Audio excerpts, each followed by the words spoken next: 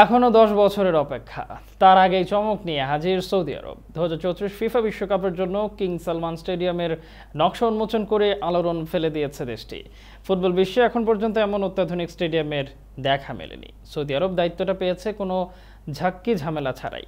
মধ্যপ্রাচ্যের দেশে ২০৩৪ ফিফা বিশ্বকাপ আয়োজন এখন শুধুই সময়ের ব্যাপার।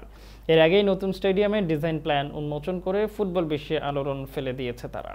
কোনো প্রতিদ্বন্দ্বিতা ছাড়াই একমাত্র দেশ হিসেবে বিট করে ২০৩৪ ফিফা বিশ্বকাপ আয়োজকের দায়িত্ব পায় Saudi Arab. The greatest show on আর্থের জন্য ধীরে ধীরে প্রস্তুতি নেওয়া শুরু করেছে মধ্যপ্রাচ্যের দেশটি।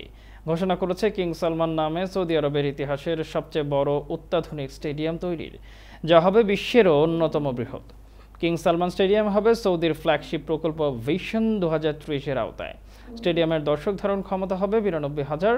এছাড়া এই স্টেডিয়ামকে কেন্দ্র করে তৈরি হবে ইনডোর স্পোর্টস হল, অলিম্পিক সাইজের pool, athletics track, fan zone. Mega ইভেন্টের জন্য এরই মধ্যে সবাইকে আমন্ত্রণ জানিয়েছেন সৌদি ফুটবল ফেডারেশনের সভাপতি ইয়াসের আল মিশাহাল।